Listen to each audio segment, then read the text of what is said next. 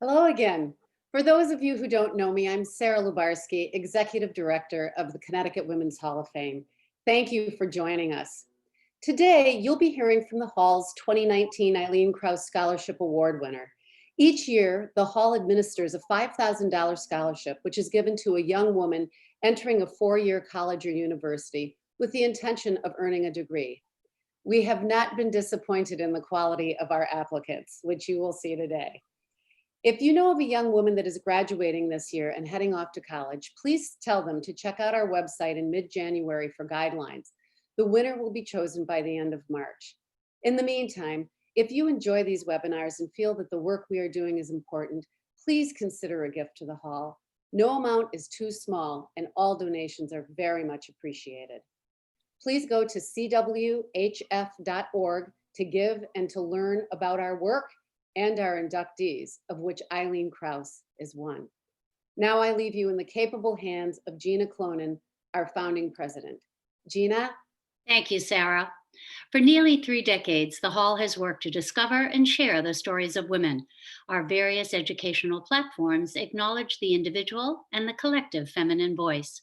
There's no more important time than now to talk and listen. This will be a half-hour intimate and informative chat, followed by 15 minutes of your questions, which I encourage you to submit at any time during this webinar by simply clicking the Q&A bubble at the bottom of your screen. I'll try to get to as many as possible. Our goal is simple, a virtual gathering to talk about today's important issues. I hope this will be a useful source of information while offering up some helpful takeaways. I'm so thrilled to have as our guest today a powerful young voice of a woman shaping her destiny in remarkable ways. A Yale sophomore with a double major in molecular, cellular, and developmental biology on a pre-med track and global health, pursuing the intersection between healthcare and international development.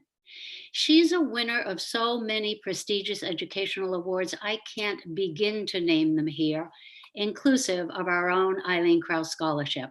She's presently the policy director of the Yale College Council for Health and COVID-19. Please welcome Bayan Galal.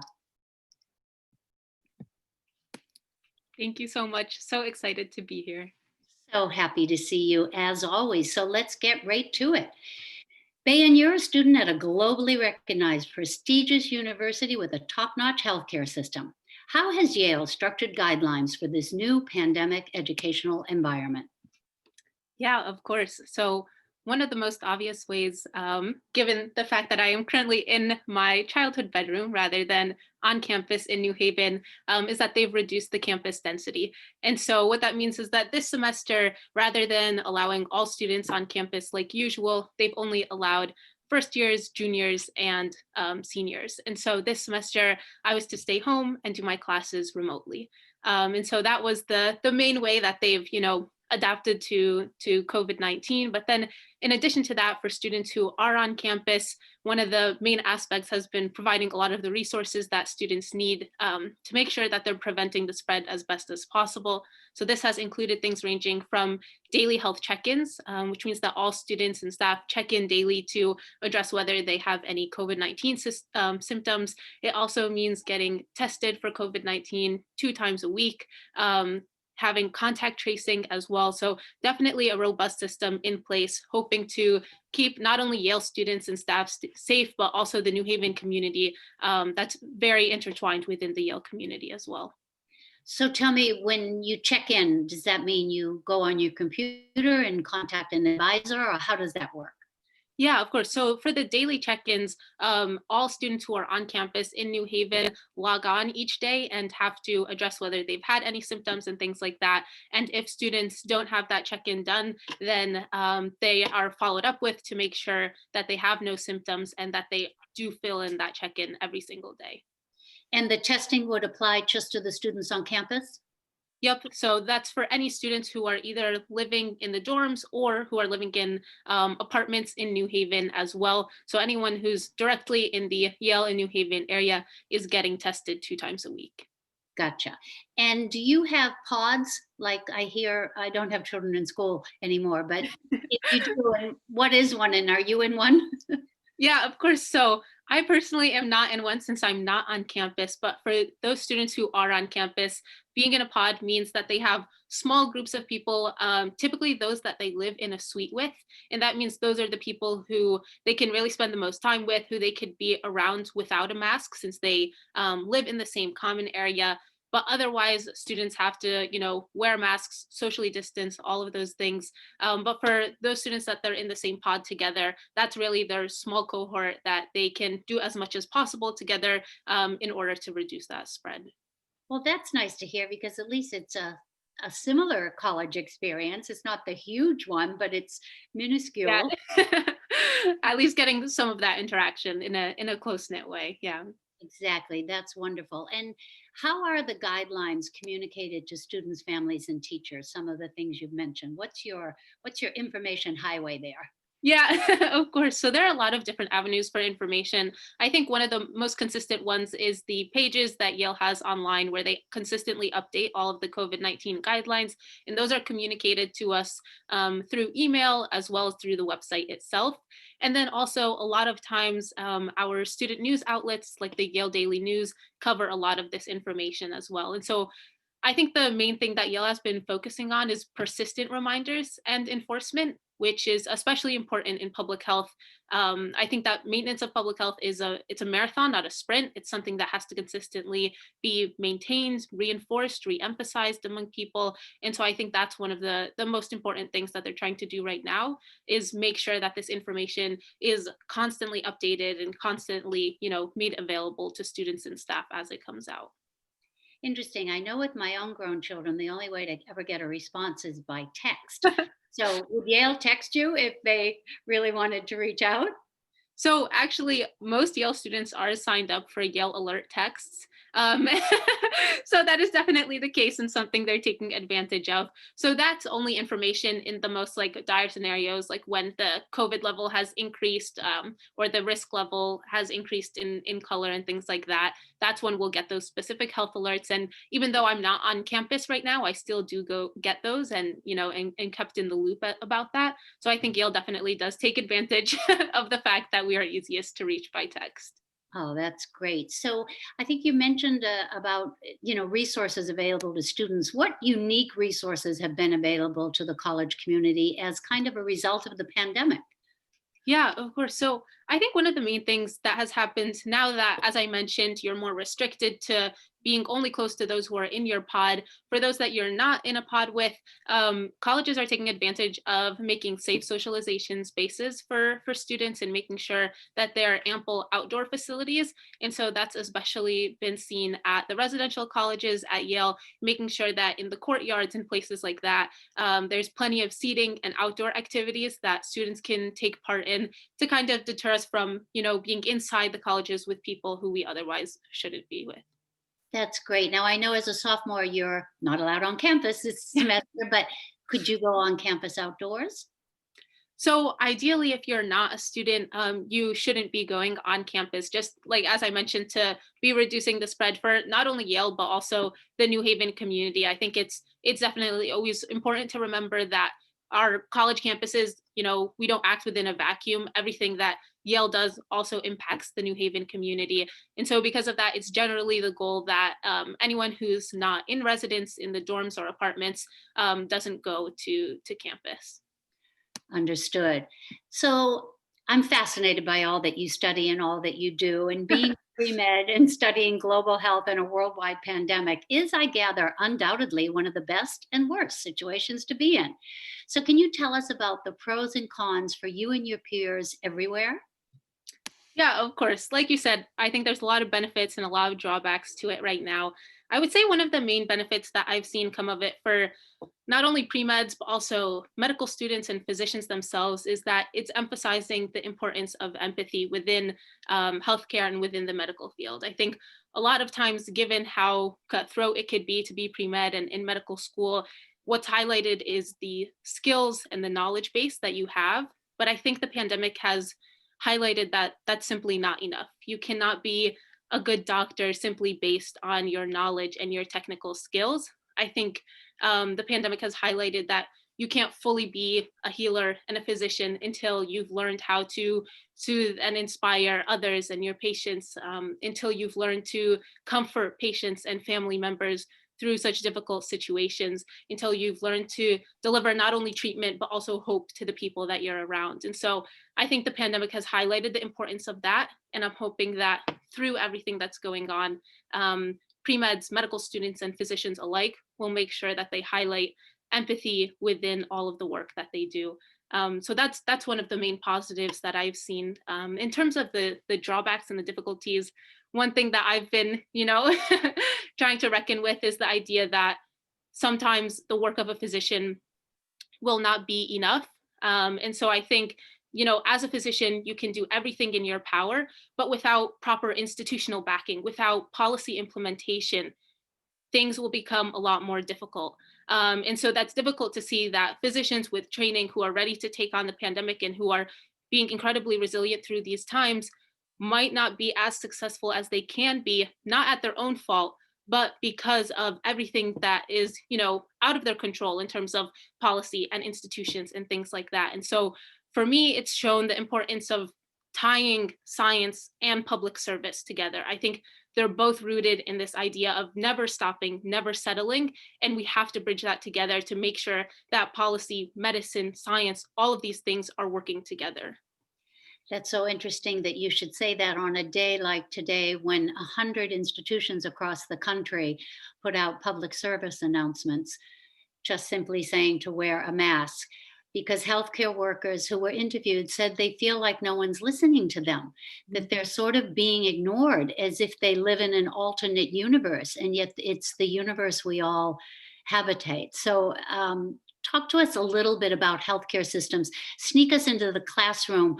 What are you young students talking about US healthcare systems, and maybe even compared to what we see happening in other national healthcare systems?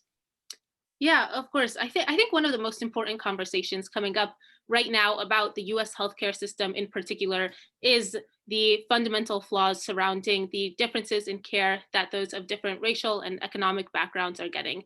And I think this is something that's not only important, but also fundamentally necessary for anyone who's hoping to enter the medical field to talk about. And so I think, we're seeing time and time again this idea that the pandemic has created health disparities. But I think the most important thing that we could do is realize that this has always been the case. These issues have been there. The healthcare system has been, disproportionately impacting communities of color. And so I think the most important thing that we get out of a lot of these conversations and some of the classes that I've been taking is realizing the longstanding systemic and historical issues that are present within the medical system, because this is not something that came up overnight because of the pandemic. This is just something that now people are becoming aware of, but has very much been present for a long time. And so one of my classes, I actually took it last year, but it's even more relevant right now, is called Sickness and Health in African American History. And so it's taking a critical look at how prevalent these issues have been since the start of our nation and what it takes to change that. And so I think that this cycle can only change if we actually begin to actively combat racism, Islamophobia, sexism, anything that's, present within society is even more rampant in the healthcare system. And in order to actually have equitable healthcare, all of those issues have to be addressed first. So once again, we hear about opportunities in a pandemic, particularly opportunities for us all to learn. Speaking of that, the US has been criticized for its handling of the outbreak and the flow of information, transparency, and a national mask mandate, or should I say lack of. We're told that the next 12 weeks may be worse than anything we've ever seen thus far. What are college students saying about the coming months? Are they any more or less fearful than they've been, in your opinion? Definitely more fearful, I would say. I think right now students are returning home and they won't be on campus until the spring semester. And so they understand that there's very well the possibility that they won't return in the spring if things worsen enough. We keep hearing that the situation is only worsening, that we don't know what to expect in the next few months.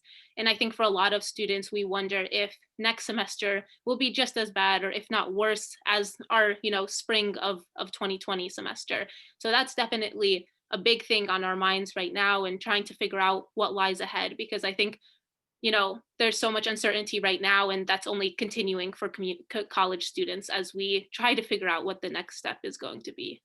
And as I hear from so many, you have to particularly worry about your family members who are at risk, and a lot of kids returning home or hoping or not, or staying on campus trying to figure out what's the best thing to do.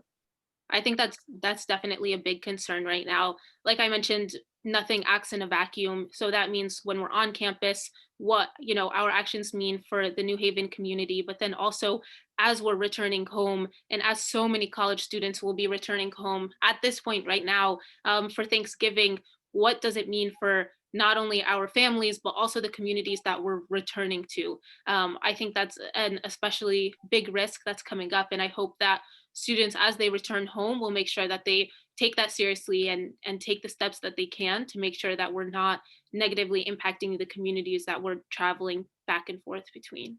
It's a tremendous responsibility for young people like yourself, the likes of which we've never seen.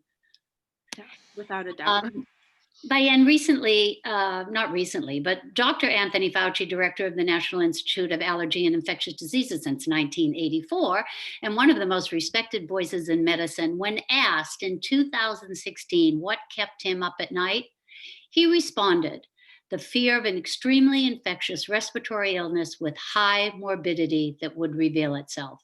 And so it has. What have we learned about preparedness? Yeah, so I think one of the most important things we've learned in this case is that, in all of these situations, we need to be prepared to have a response that can be quick and make sure that we're acting fast in the face of something like a pandemic. I think in the beginning there was so much uncertainty about what steps should or should not be taken, and even now this continues. But I think that what we've seen is that those countries that were able to take decisive steps and be prepared in that way were able to contain the virus much better. And so I think we have to be willing to do that. And we also have to be very decisive about what our priorities are. So in the midst of a pandemic, what are we concerned about?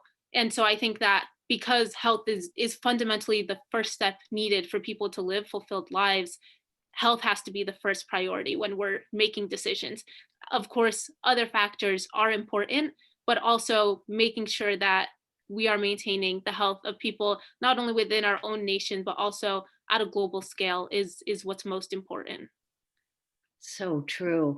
Leading epidemiologist Dr. Larry Brilliant has warned that COVID-19 is not the end, but the beginning of repeated global health epidemics. Dr. Fauci has also warned that the coming administrations will face successive outbreaks. What are we learning this year that might help us in the future, in your opinion? Yeah, of course. So I think there's a lot to be learned from this year. I think one of the first things that I've touched on a little bit already, but is this idea that we need resilient healthcare systems, and we have to have health systems where the capacity is strong enough to endure these outbreaks. If we know that they're going to be happening in greater frequency now, we're going to need more resources and risk communication. And so they're going to, we're going to need the health systems that are ready to test for, diagnose, and treat infectious diseases. So that's the main thing on my mind that I think about when we're figuring out what are our steps from here. And I think for every country that means something different. A resilient healthcare system is a broad term. And I think that every country has its own strengths and weaknesses in its healthcare system. And that has to be analyzed to see where each country can grow. But more than that, like I mentioned, the work of a physician in a healthcare system is not enough, and it's not enough by itself. And so I think the second main thing that we need to look towards is leadership and public trust. And so even if a country is, seemingly prepared with a resilient healthcare system, if you do not have public trust, if you do not have these quick actions, like I mentioned, if you don't have this policy backing and institutional backing, then you're not going to be able to reduce spread in the way that you should be able to. And so I think that when we fail to implement evidence-based policies or to convey consistent messages that are based on science and on facts, then the response is not as optimal as it can be. And so I think pairing these two things together, making sure that we have not only the health systems in place, but then also the backing that we need in terms of leadership and trust in institutions is especially important. And so having these not only at the national scale, but also globally. I think our next response needs to be much more cohesive in the sense that we cannot have global powers attacking each other. It needs to be a point where we are coming together. We are seeing that the health of one nation affects the health of every nation, and that this needs to be more of a global and cohesive effort. Wow, that was an amazing answer to my question, and it's a perfect lead in for the next subject. But before I go there, I want to remind everyone, please put in your questions through the Q&A bubble at the bottom of the screen for Bayan. We'll get to those toward the end of our webinar. I know, and I hope that the rest of the country and the world realizes that probably the biggest issue facing young people and young people embracing is climate change. And I wondered if you would just illustrate the link between the climate crisis and possible pandemics. Yeah, of course. So I think without a doubt, climate change and, pandemics and healthcare are all extremely linked. I think one of the big things that we're seeing is that the change in weather patterns is going to increase the risk of infectious diseases around the world. When we look at transmission patterns in the past and what they look like now and what they'll look like in the future, this is definitely changing as a result of climate change. We also see the impacts of increased, displacement as a result. All of these things are coming together to impact how viruses will spread. Another thing that we're seeing is in terms of air pollution. We see that this could help viruses become airborne, become more deadly. And so it's not only that we're going to see more, diseases and outbreaks, but it's also that the severity of all of these is going to be increasing as well. And so because of that, we have to recognize, like you mentioned, that these are two things that are extremely linked. Climate change and healthcare, they really cannot be separated. And so decisive action in one fundamentally requires the other as well. And I always have to put in a plug, as I mentioned to you, my son is a recent graduate of medical school and his residency, and he's in psychiatry. And he is part of an alliance of the American Association of Psychiatrists on climate change, because they are looking at the mental health fallout for as a result of the climate crisis, forced migration, lack of resources, food scarcity, uncertainty, fear, fires, hurricanes. I mean, it goes on and on. And I'm hoping that we'll all wake up to this as being the greatest threat we face at this time in our lives. So that was very well said. Uh, I understand that the Yale College Council is the undergrad student government which focuses on policy in many areas of academic life, and that you currently serve as the policy chair of that team regarding COVID-19. Tell us about your work. Yeah, of course. So as you mentioned, Yale College Council, or more closely known as YCC, works on policy for a lot of different areas, and so each of those areas has a policy chair. And so, as you mentioned, I'm currently chair of and focusing on the health and COVID-19 policy team. And so, what that means is that we're working to address any issues that impact the health of students, the healthcare access that students who are on campus, who are remote, and who are on a leave of absence have. We're looking at any effects of COVID-19 on student life. All of these are different areas that we work to draft policy proposals about. And so in those policy proposals, we describe different issues that students are facing, and then what solutions that we would like to see from the university. So in that role, I've been working closely with the CEO of Yale Health to see how we can implement these changes. And so one of our most recent wins, I guess you could say, was in terms of testing for remote students. So earlier we were talking about how students on campus have this consistent 2 times a week testing, and so one of the main issues that my team brought up was the idea that remote students might not have that same access. And so fortunately, Yale Health will now be paying for the testing for COVID-19 for remote students if it's not already covered by their insurance and whatnot. And so making sure that remote students have the same access to care that students on campus are getting, and that also students who are on campus have everything as possible to stay healthy is our main goal. And so that's the the small, I guess, summary of the work, but really anything impacting the health of students is our focus, and seeing what we could do to address that with both policy and events has been our goal.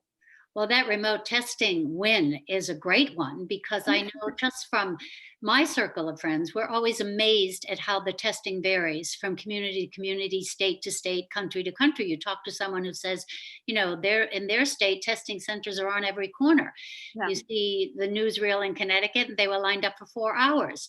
So, again, the lack of cohesiveness in policy nationwide in the pandemic is really showing its faults and its successes along the way.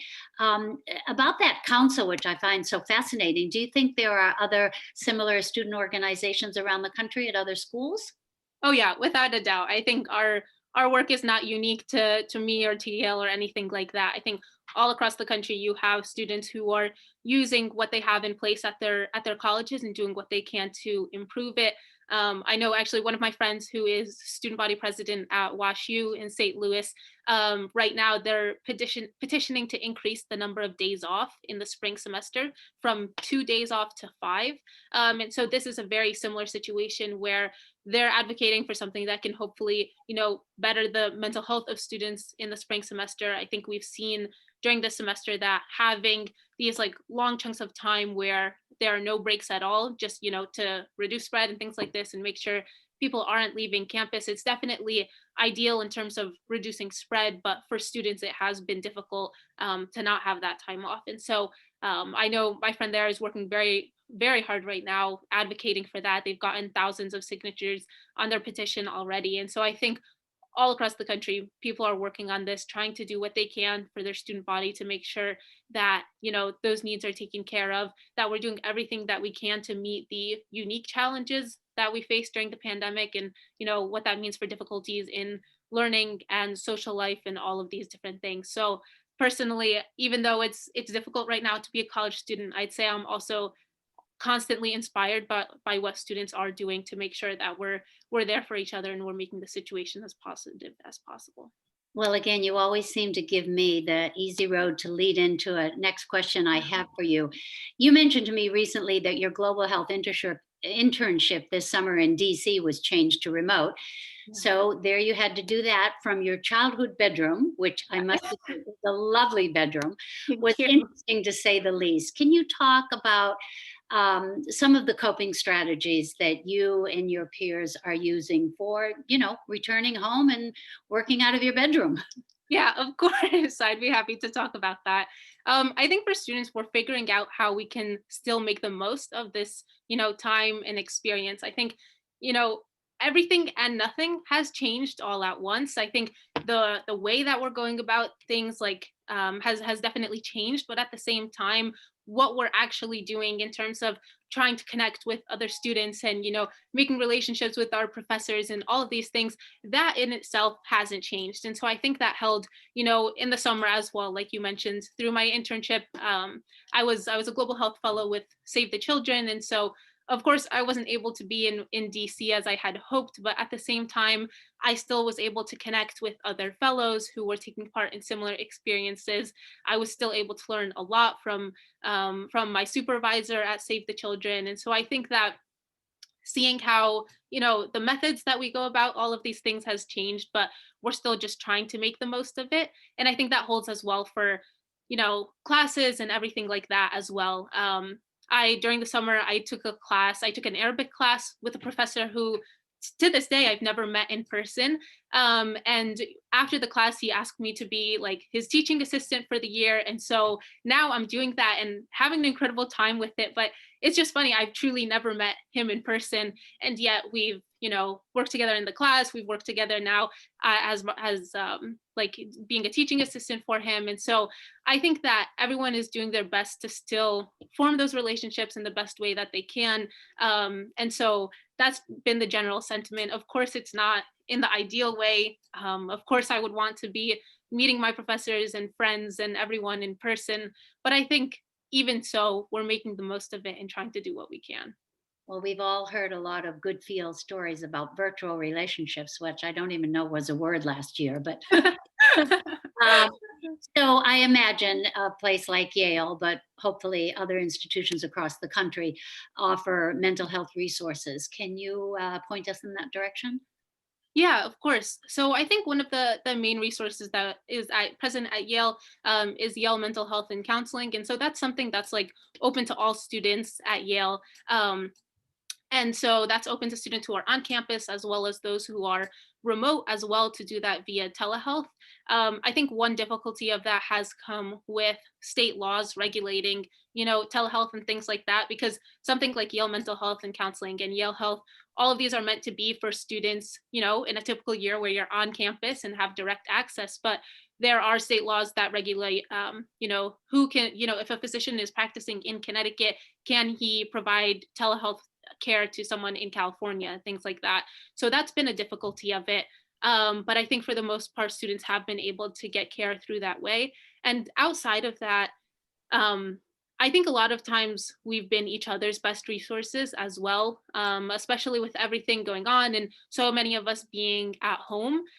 We've shown how important it is to check in on your friends in a meaningful way, not in a passing way, and just asking basic questions, but in a raw and genuine and compassionate way, checking in on your friends, seeing how everyone is doing and holding up, when we're so separate from one another and when we're kind of taking everything on in a way where it feels much more isolated than usual. I would say that in a typical semester, in a typical year, we're all, doing work together and hanging out together and things like that. But it's definitely different to be doing all of that from your home alone instead. So I think there are the formal resources, and then as well, there's just being there for each other as well. Well, it's interesting you say that because I think a lot about the fact that we are grieving as a nation, as a people, and as individuals. And students like yourself may be grieving the loss or the sickness of family and friends. They're certainly grieving the traditional college experience, the peer interaction, and honestly, for many, the fun that comes with all of that. How do you think people in your group, your peers, or here, there, and everywhere are dealing with grief? Yeah, I think it's an important question and one that I don't have a complete answer to be honest.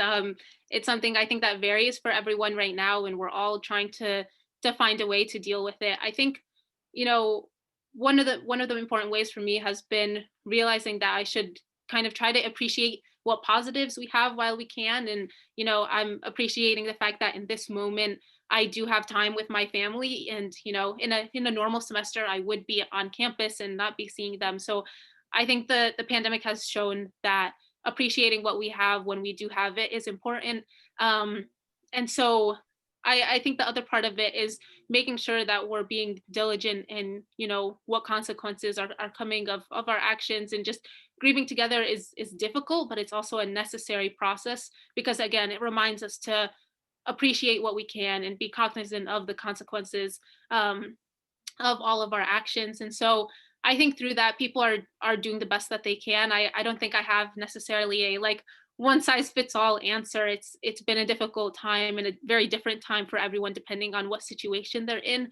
And so I think just continuing to go back to the fact that this is a common experience and trying to be there for each other in the way that we can has been important, while also not losing sight of the magnitude of what we're going through. I think it's important not to, undersell the magnitude of what's happening right now.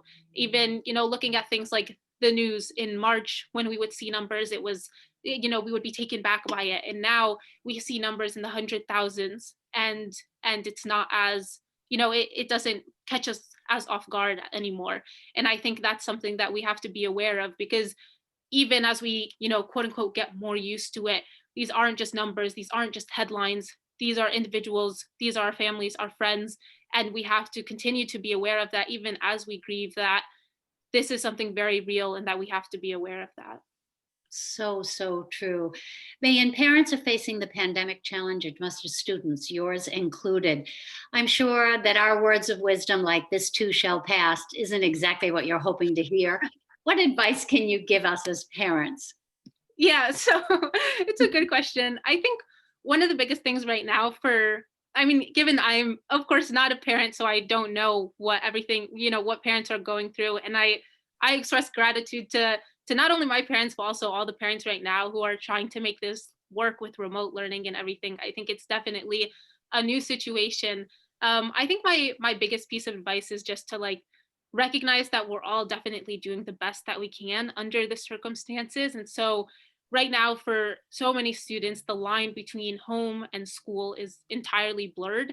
And that comes with a lot of difficulties, and it can be especially draining when you don't have that clear distinction between, what's work and what's school, and then what's home and relaxation. And so I would say I would say that just being understanding and knowing that we are doing the best that we can in these situations. And I think that goes both ways, right? That, we as kids who are now at home, who should have been at college, should realize that our parents are doing the best. And then same for our parents to know that students at home are also doing everything they can. And I think it goes back to, honestly, this consistent idea that this is a common experience, and we all just need to be there for each other in the ways that we can, and being understanding that everyone is going through it in their own way.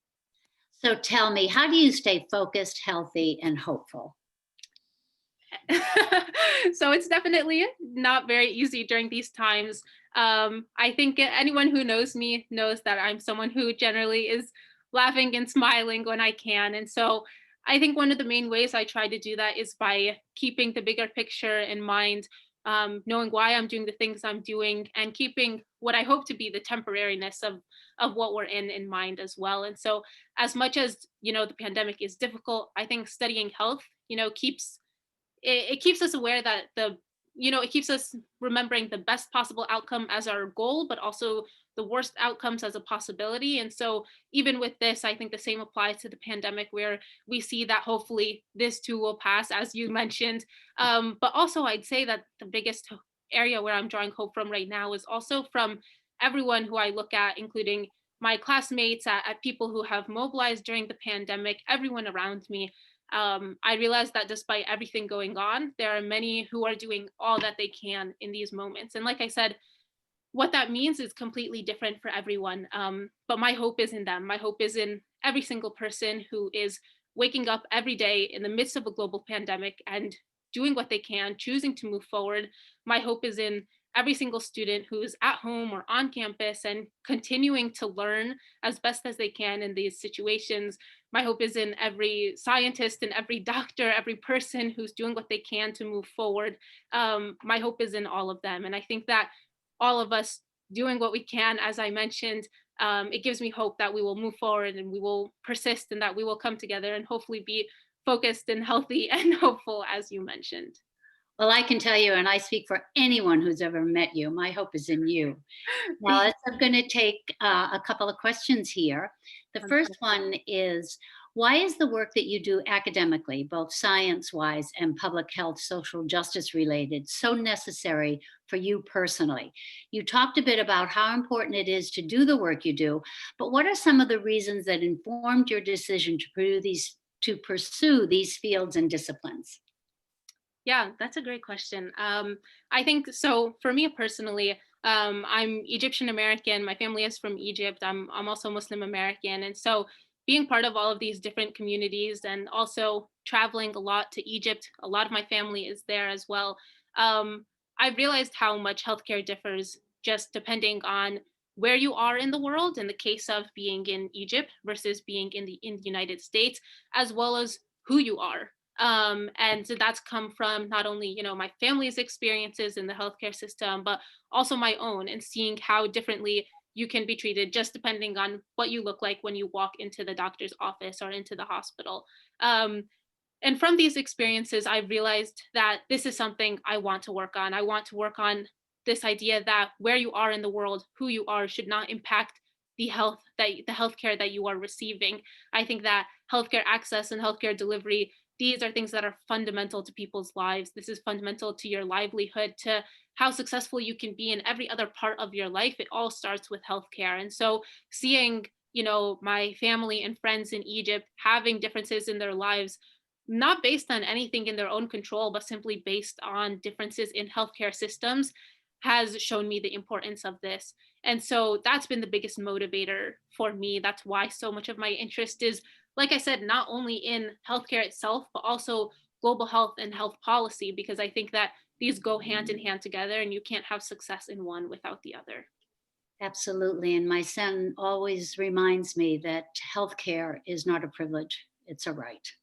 So your work toward ensuring that right globally is a very, very important one. And we applaud you and support you and are so proud of you. There's another one. Speaking of hope, I'm so hopeful about the future when I listen to young adults like Bayan. Where do you think you'll practice medicine? That person asks. Oh, that's a great question. I would say right now that it's I'm not very sure the answer to that. I'm also not sure if it's asking specifically for where as in specialty or where as in like location wise. I think for me, the maybe potentially going into emergency medicine or something that would allow me to focus efforts not only in the US, but also potentially in the Middle East and Africa, where I mentioned a lot of my interest is in conflict regions and, and in areas where there isn't as much of healthcare infrastructure. That's my general goal. I would say I don't have the specific idea or the plan laid out yet. That's definitely up in the air still. But I think that's just the general goal. Anywhere where I can be, best of help and best of use, taking my particular experiences, my personal experiences, and then also my academic and professional experiences, wherever I can put that best to use and help the most amount of people at the end of the day, wherever that turns out to be, I think would hopefully be the best place for me. Amazing. So another question here. This person says, fortunately, we haven't heard of any extreme illness on campus due to COVID. I presume this might be someone from Yale. In your experience, do you know a student or teacher who has been hospitalized due to COVID? So not that I'm sure there's likely the case, but not from my friends who I know on campus or my professors. I haven't seen that personally, but I would imagine it's very well possible that that is the case. Yeah, interesting. I know that a doctor friend of mine here in where I live in Fairfield, she has young children in school, and she said that so far there is not a single case of transmission from student to teacher, teacher to student. Now we're in a very hybrid system, and like yours, some days on, some days off, some days remotely, different pods and all of that. But Nicholas Kristof had an article in the New York Times yesterday, one of my favorite journalists, that said, why are we closing schools and keeping bars and restaurants open? And, I entertained his argument so much because it is so detrimental when kids can't go to school or have at least a hybrid enriching kind of situation. And I'm glad to see that the campus that you're involved with and so many others are sensitive to that, because there is a way to do this safely. And a lot of districts are having great success at it, as well as campuses, and some not so. Would you agree with that assessment? Yeah, I think it's definitely varying. And given I don't know the full scope since I'm not on campus for Yale, but I think you're definitely right in that this varies by school and what's in place, what resources are available. So it's definitely a different experience, and there is no one, common experience that everyone's having right now with it. Right. Well, we're almost coming to a close. I want to ask you, is there anything else that I didn't mention or didn't ask you, or anything you'd like to say? I know that I want to say a lot to you at the end, but I'll let you go first. Sounds good. I don't think I have much left to say, but other than thank you to everyone who is doing all that they can in the midst of the pandemic, whether that is professors who are being as accommodating as they can, whether that's students who are trying the best that they can, physicians, scientists, everyone. I'm appreciative of those efforts because I know that it's not easy right now, and I know that everyone is doing the best that they can. And then I'm also grateful to the Connecticut Women's Hall of Fame, of course, for always hosting incredible events that's bringing people together in the way that is definitely different but still important during the pandemic. So I'm really just grateful, and I thank everyone who's here, and of course thank the Connecticut Women's Hall of Fame. Well, I want to say that from the very first moment I met you and you first opened your mouth, I just fell in love with you. I think you're an amazing human being. I'm so proud to know you. And I want you to know that if Eileen Kraus were here today, she would be amazed by you. She was a tremendous mentor. She absolutely loved younger women, college students, women in the workforce. She wanted to talk to them, get to know them, give them advice. She would be so proud to know that you're a recipient of the scholarship for which named in her honor. And as far as the hall, we're just delighted to have you. I often tell people that, we may induct people with a lifetime of experience, but we keep our eye out on those young women who are going places. And you are, and I can't wait to see where your life takes you. And I'll be behind you all the way. So thank you again for being with me today. You're amazing, eloquent, knowledgeable, kind, empathetic, and just keep being who you are. Thank you so much. I appreciate it. And to all our guests, I want you to know that this webinar, as all of ours, are recorded and available online. I hope you share it with someone you care about. I hope that you alert teachers and students to know. I think this is valuable information to spread the word right now in November of 2020 to anyone you know on a college campus, or parents or students in high school.